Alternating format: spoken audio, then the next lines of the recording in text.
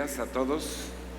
Y esta plática es muy especial, va a ser un poco extraña porque voy a tratar de explicar una pregunta y así se llama esta plática. ¿Por qué Israel? Yo quiero que abra su Biblia en Salmo 135, versículo 4. Salmo 135, versículo 4.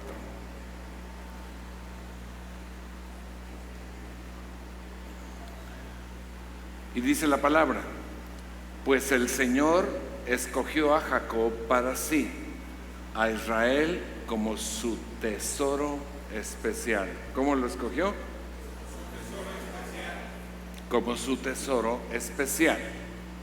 Y la nación de Israel sufrió un duro ataque terrorista hace una semana, un ataque con terribles actos de crueldad, con torturas, asesinatos y secuestros contra civiles, mujeres, niños y bebés, a muchos de los cuales decapitaron en sus cunas estos salvajes. Fue un acto inhumano, de verdad, al cual yo califico de demoníaco, porque ninguna persona normal, ninguna persona en sus cabales llegaría a esos espantosos y aterradores extremos. Los gobiernos de casi todos los países no musulmanes condenaron este ataque terrorista. Una deshonrosa y vergonzosa excepción fue México, muy lamentable.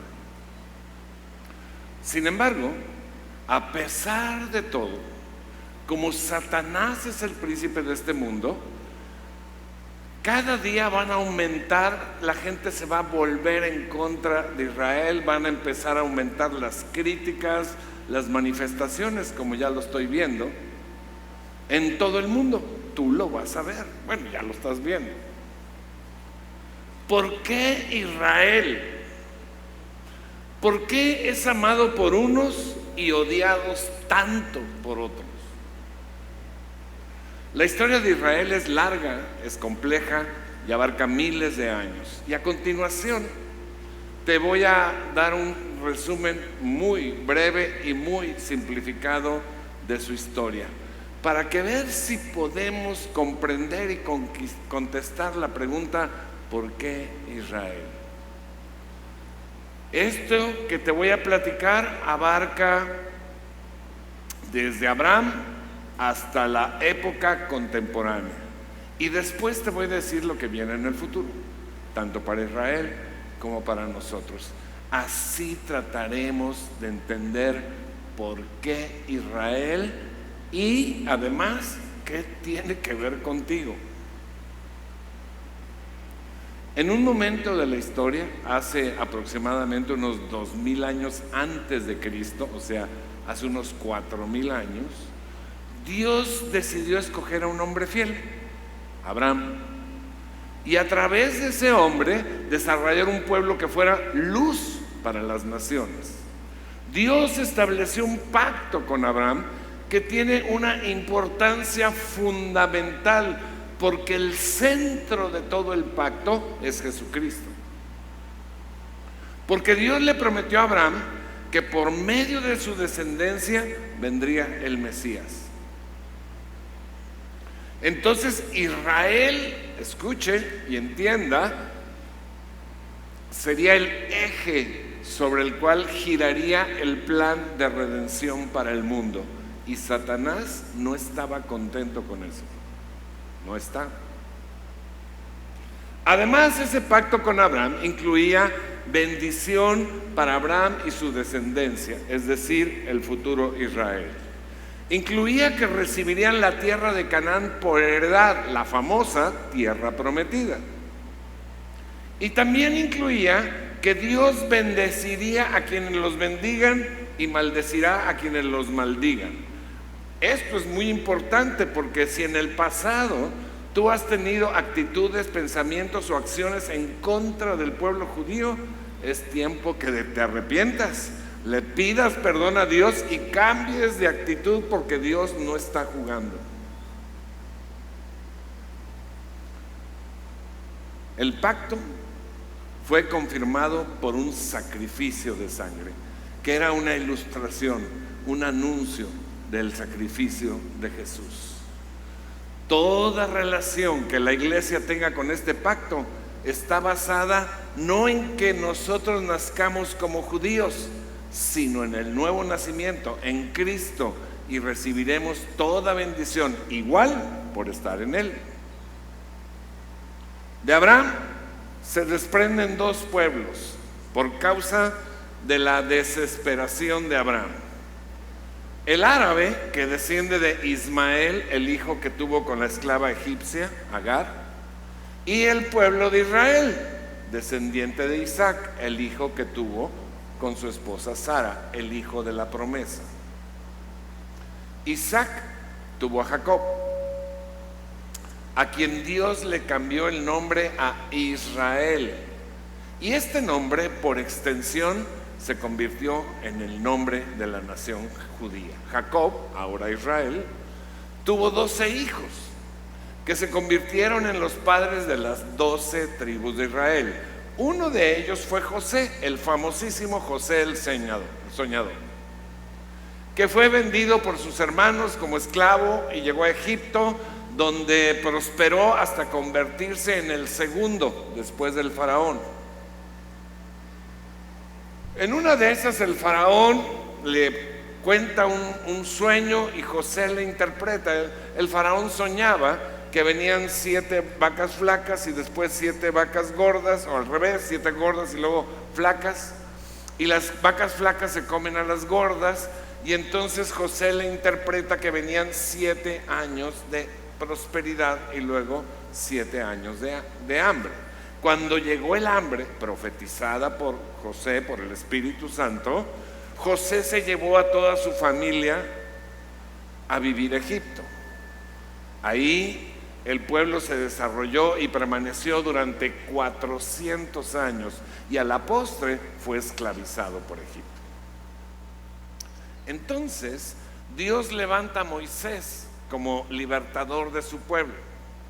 La noche anterior a su salida, bueno, todo fue sobrenatural, milagros, pero la noche anterior a su salida se celebra la primera Pascua, que consistía en el sacrificio de un cordero perfecto, y eso era figura y anuncio del sacrificio de Jesús para salvar al mundo.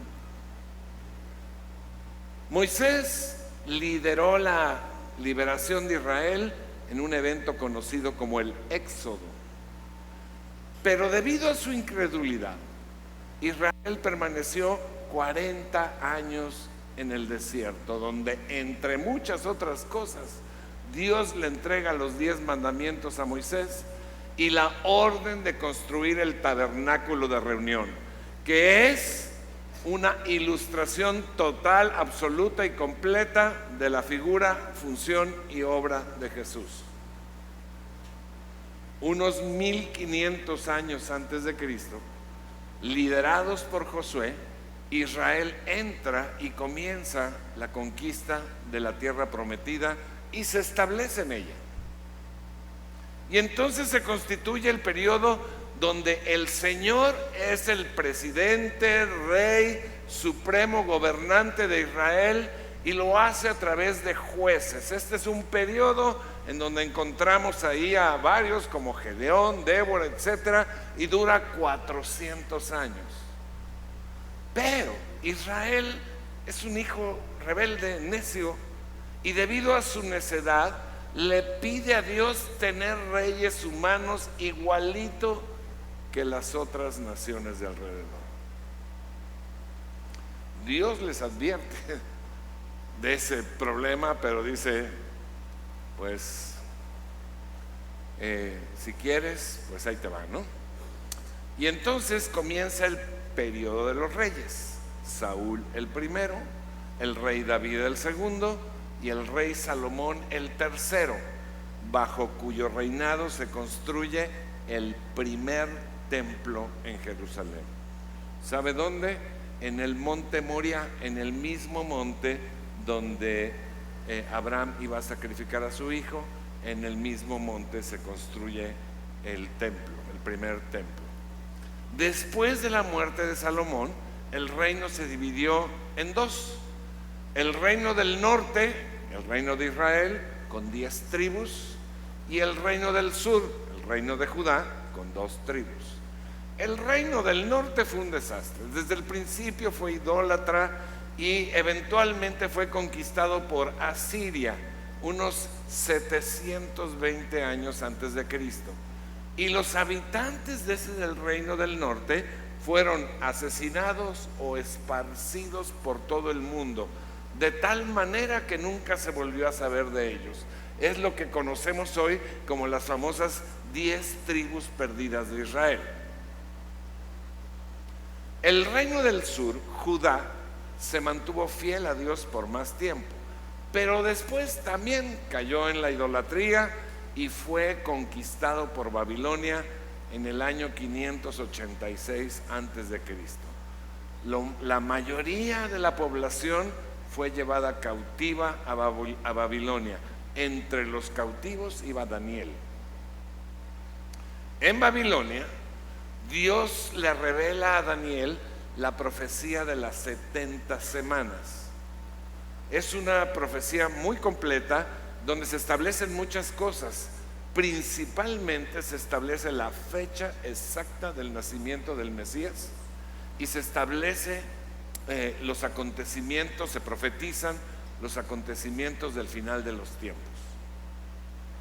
Después del periodo de exilio que estaba especificado en tiempo, 70 años, los judíos comenzaron a regresar a la tierra prometida. Y entre los líderes estaban Esdras y Nehemías. Y tiempo después construyeron el segundo templo de Jerusalén, el que estaba presente cuando Jesús vivió. A lo largo de la historia, después de haber regresado, pues esta tierra sufrió invasiones, guerras, llegaron los griegos, dominaron la zona, y por ahí la historia nos cuenta que Alejandro Magno expandió el imperio griego por muchas partes del mundo, entre ellos Israel. A la muerte de Alejandro Magno, el reino se divide en 4. La zona donde estaba Israel fue gobernada por uno de los generales. En el año 175 antes de Cristo sube al trono un tal Antíoco Epífanes. Este personaje ha sido comparado con el futuro anticristo, porque todas las acciones que hizo nos muestran una similitud casi increíble y exacta con lo que va a hacer el anticristo, aunque claro, en proporción de menor escala. Invadió Israel, profanó el templo, mató judíos, prohibió las escrituras, es una serie de cosas, ¿no? Pero Dios liberó una vez más a su pueblo de manera sobrenatural a través de la rebelión de los macabeos. Esto ya no está en la Biblia, esto está en el periodo en que se terminó de escribir el último libro de la Biblia y el primero. Fue un periodo de 400 años. Unos más o menos 60 años antes de Cristo, el Imperio Romano conquistó la tierra de Israel. Y este fue el imperio reinante cuando Jesús nació y vivió en esta tierra, cumpliendo a la perfección el plan de Dios. Como los judíos rechazaron al Mesías, tal y como Jesús lo profetizó, en el año 70 los romanos destruyeron Jerusalén, arrasaron con el templo, asesinaron a más de 1 millón de judíos y vendieron como esclavos y dispersaron por el mundo a los judíos sobrevivientes en lo que se conoce como la diáspora. Sin embargo, en esta diáspora, que empezó en el año 70, llevaba hasta hace poco 19 siglos los judíos fuera de su tierra, pero manteniendo su identidad cultural y religiosa a lo largo de todos estos siglos. Hasta aquí Todos los sucesos fueron profetizados y se cumplieron tal y como el Señor había dicho. Pero no terminaron ahí ni las profecías ni la historia de Israel. Llegamos al siglo XX. Un nuevo imperio se levanta contra los judíos. El séptimo imperio profetizado que iba a tratar de aplastar, destruir, exterminar a Israel. Adolfo Hitler y los nazis. Un imperio que intentó destruir al pueblo judío y cumplió sin querer, o más bien sin saber, las maldiciones que Israel atrajo así por su desobediencia y su rebeldía.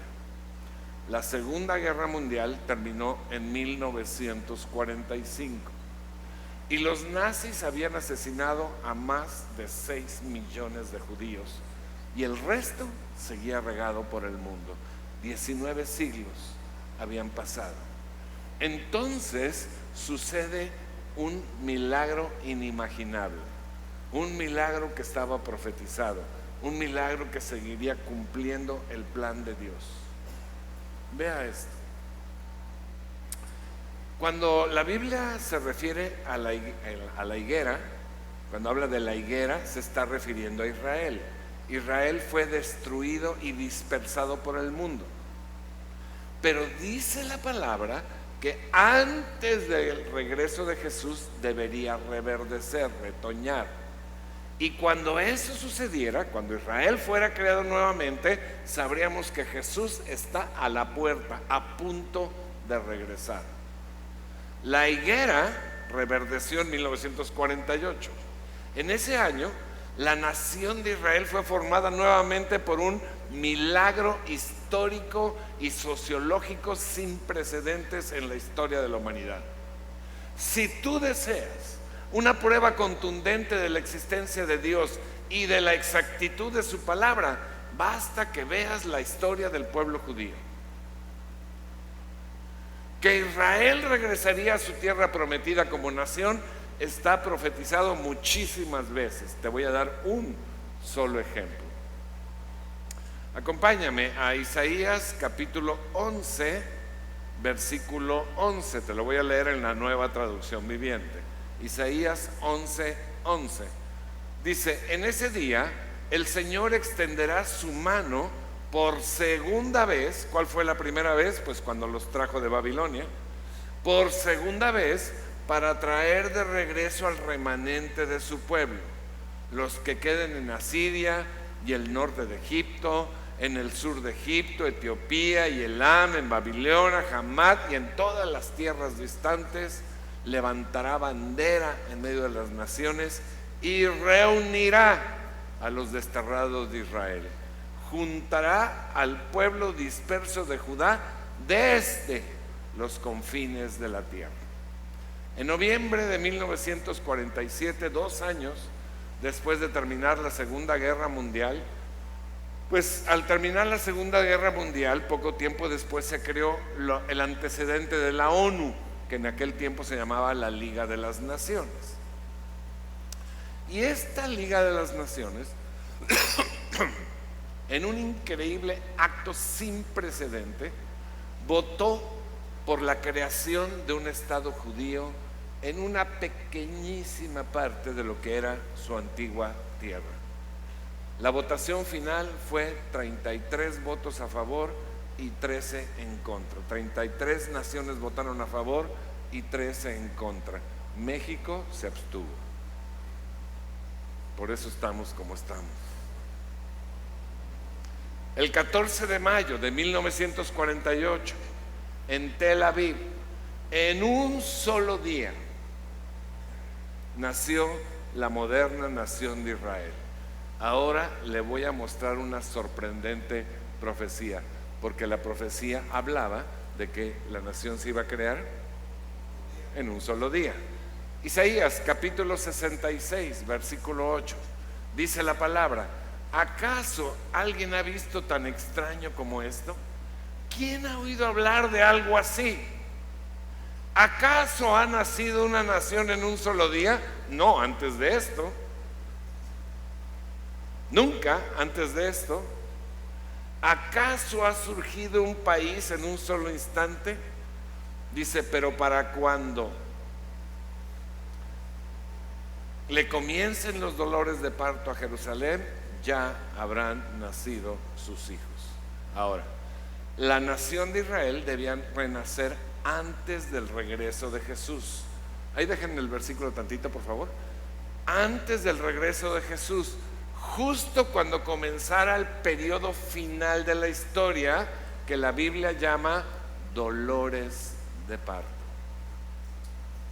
Lo que está diciendo aquí es que Israel en un solo día debería nacer antes del parto, en los dolores de parto. El parto es cuando Cristo regresa. Por supuesto que los países árabes, los países musulmanes se opusieron y desde entonces han atacado y tratado de destruir a Israel.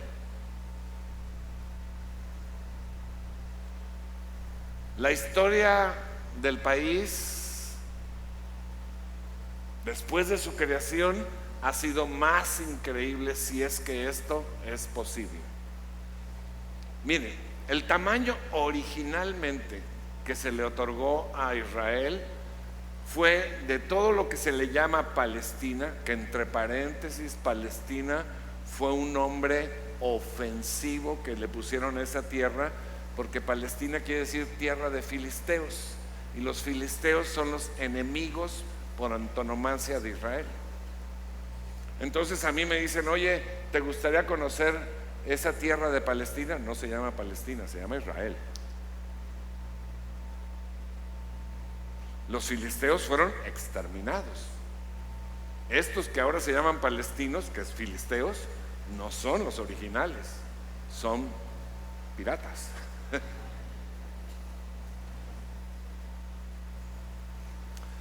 El tamaño que originalmente se repartió le daba el 23% a Israel y el 77% a los árabes. Pero una cosa es lo que los hombres dicen y otro lo que Dios dice. Y Dios dijo que Israel va a tener todo su territorio completo que le fue otorgado en la promesa. O sea que esperes todavía más expansión de Israel. Bueno, aún antes de que la nueva nación se constituyera, los árabes ya le habían declarado la guerra. ¿Se imagina? El día 14 de mayo, el día en que se leyó la declaración de constitución, 7 ejércitos árabes atacaron a Israel, que en ese momento no tenía ni ejército ni armas. Y la atacaron anunciando públicamente que la iban a destruir, que la iban a arrojar al mar.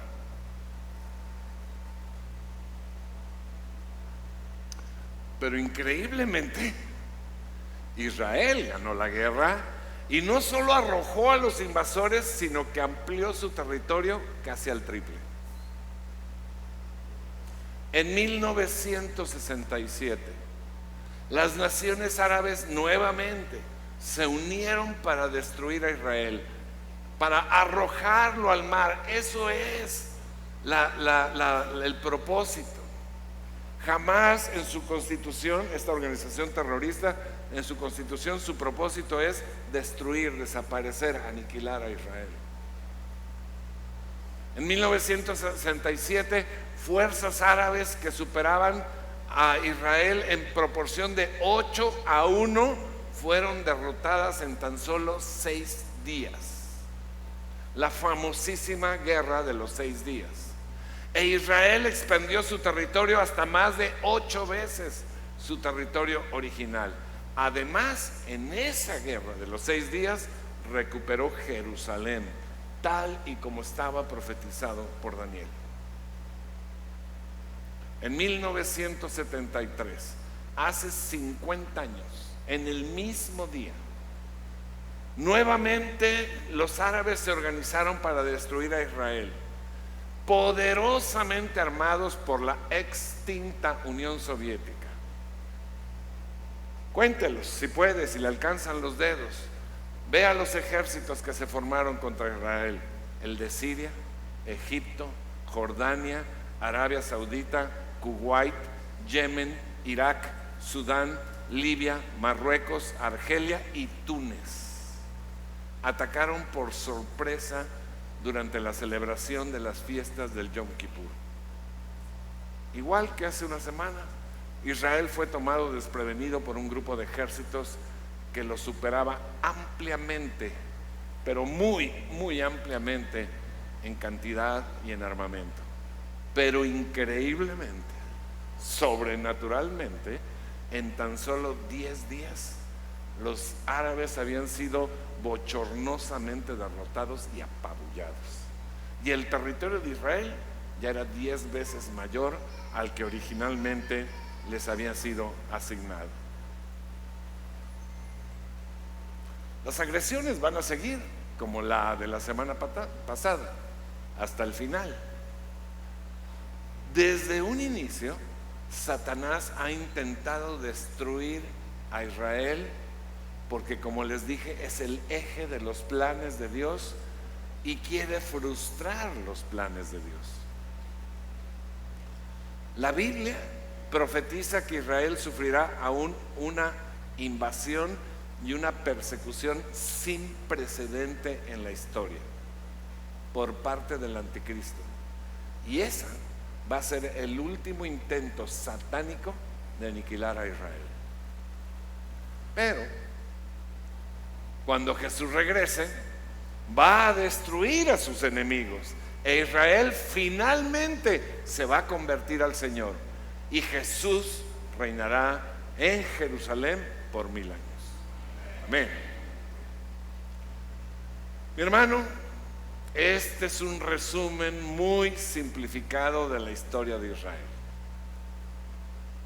Escucha, es una historia que nos habla de un llamamiento, nos habla de obediencia, nos habla de rebeldía, nos habla de las consecuencias de esa rebeldía, nos habla de desiertos y nos habla de conquistas, pero sobre todo es una historia que nos habla del amor de Dios, de su intervención sobrenatural, de su salvación y de su victoria final y total.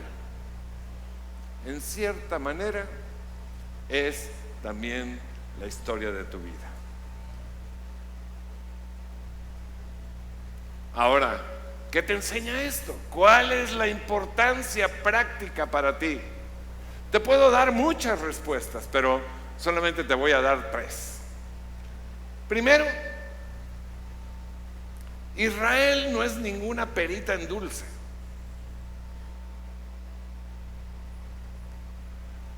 Pero a pesar de su rebeldía, a pesar de su idolatría, a pesar de los pesares, sigue siendo el pueblo escogido de Dios para realizar sus objetivos. Y como te dije, finalmente se va a convertir a Jesús.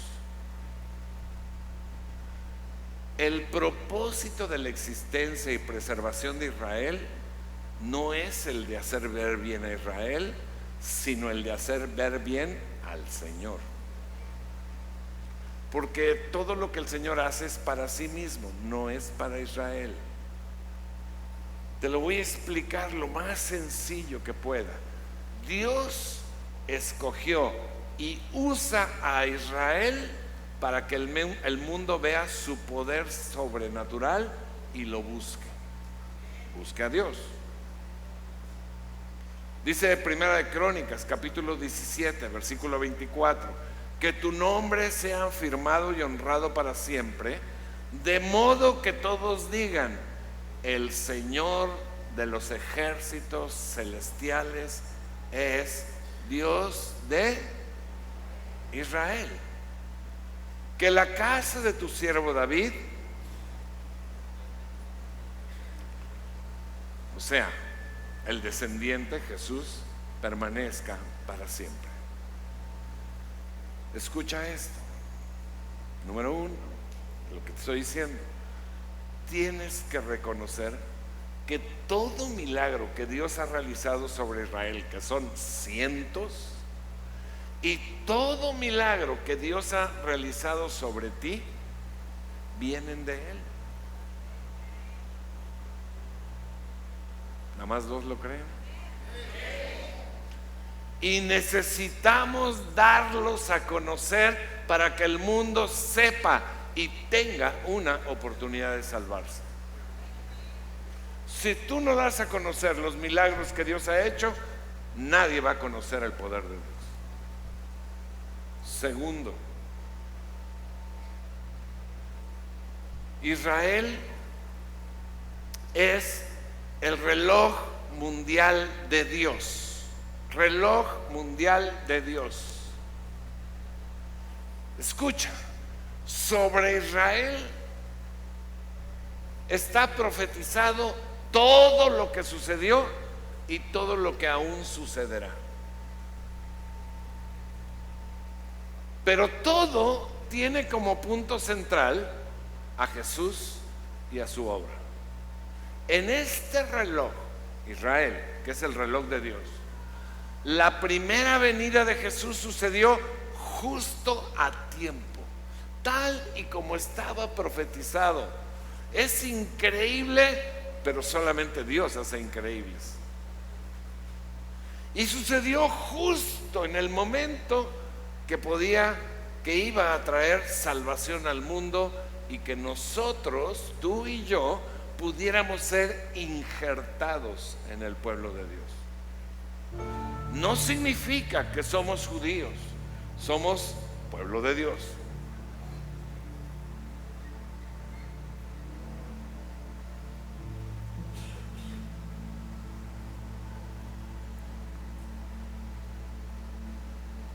Pero este reloj, así como habla de la primera venida de Jesús, con detalles, profecías exactas sobre el nacimiento y obra de Jesús, hay más de 300 profecías en el Antiguo Testamento que se cumplieron a la perfección. Pero este reloj también habla mucho del regreso de Jesús. Y te voy a decir algo. Si el regreso de Jesús está marcado para las 12, el reloj de Dios, el reloj que es Israel, marca las 11:58.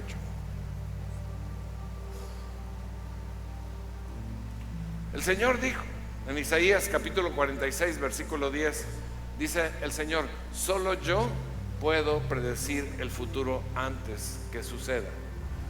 Todos mis planes se cumplirán. ¿Cuántos? Todos, porque Él es Dios y dice: yo hago lo que deseo.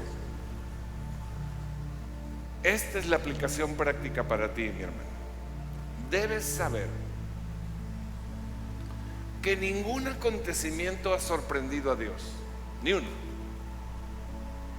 sino que Él tiene todo bajo control. El cumplimiento de las profecías te garantiza la realidad y la omnisciencia y la perfección de Dios. Por eso, la aplicación es que tú puedes confiar en Él en todo momento y en toda circunstancia. ¿No es padre? Y tercero y última aplicación práctica para nuestra vida, para tu vida. Debes entender que ya estamos en los últimos tiempos. La higuera reverdeció en 1948. Jerusalén tendría que ser restituido a la nación en el tiempo de los dolores de parto. Yo le he preguntado a varias señoras cuánto duran los dolores de parto. Pues varían, ¿no? Pero es cuestión de horas. No es cuestión de semanas ni de meses, es cuestión de horas.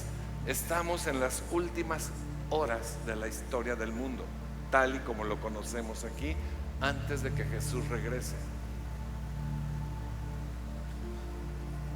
Debes prepararte para este tiempo, debes conocer exactamente lo que viene.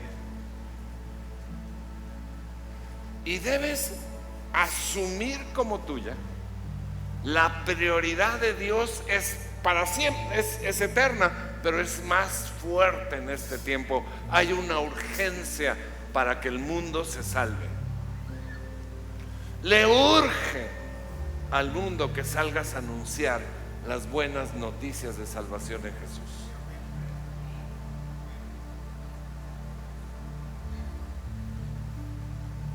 Número 1,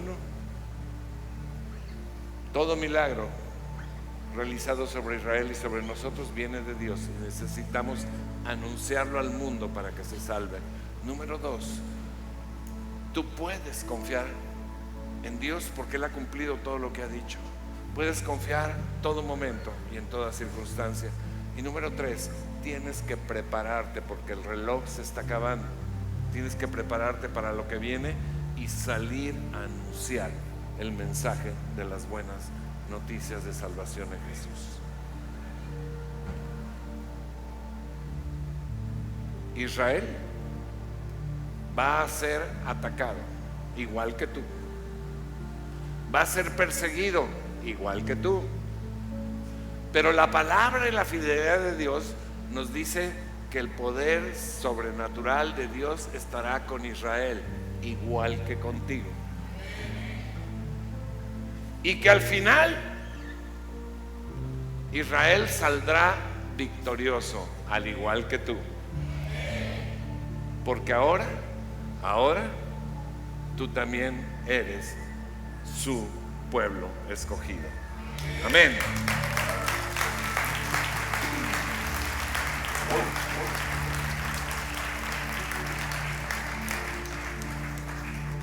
Quisiera hacer una invitación. Tal vez usted está aquí por primera, segunda vez.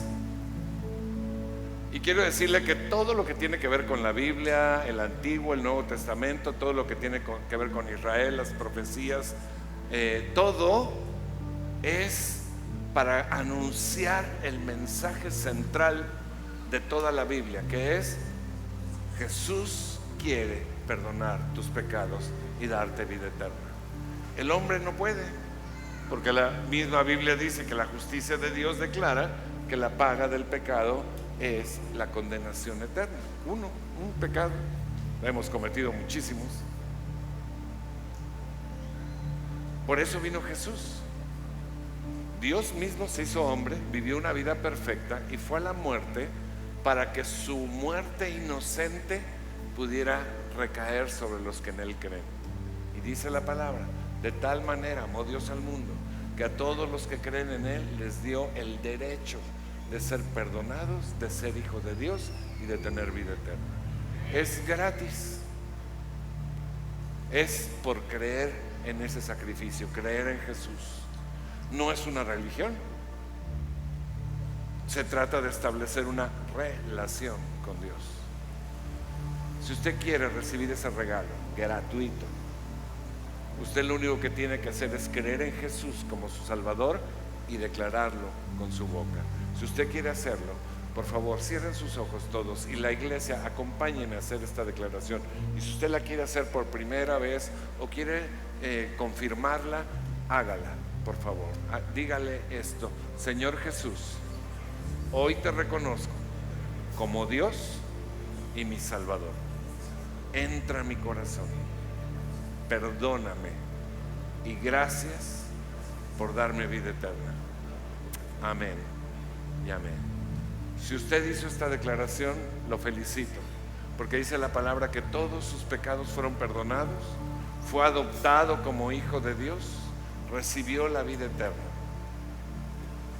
Y ahora es tiempo de comenzar a crecer como hijo espiritual. Es un bebé ahorita. ¿Cómo crecen los bebés? Con comida. ¿Cuál es la comida? La palabra de Dios. Necesita empezar a comer para fortalecerse. Y le digo otra cosa: la Biblia dice que el creyente bebé no puede disfrutar de todo lo de Dios, igual que los bebés no pueden disfrutar de todo lo de los padres. Necesitan crecer. Pues si su hijo de 8 años le pide el coche, pues no se lo va a dar porque no tiene la edad. Pero conforme van creciendo, usted puede darle más y más y más bendiciones, iguales con Dios.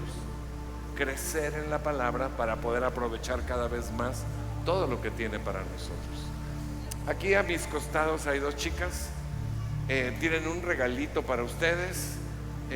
Si usted vino por primera vez o hizo esta declaración, nada más hágale una señalita así y se lo va a entregar. Es gratis, sin compromiso. Gracias. Para usted que ya ha estado antes aquí, yo quisiera, bueno, ya le di 3 conclusiones prácticas, pero vamos a hacer una declaración que tiene que ver con nosotros, que tiene que ver con nuestra vida, que tiene que ver con lo que está ahorita y tiene que ver con lo que viene después. Póngase de pie y vamos a hacer esta declaración. Padre, gracias por tu iglesia, yo la bendigo.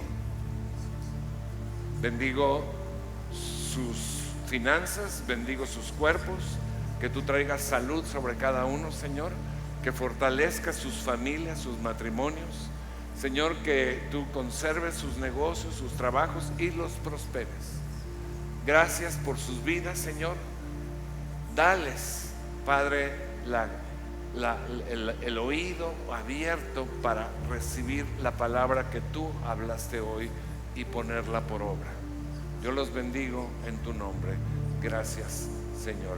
Vamos a tomar este tiempo de una alabanza y después, terminando esta alabanza, si usted tiene una necesidad de cualquier área, física, emocional, espiritual, venga aquí al frente y vamos a orar por usted. Que Dios les bendiga.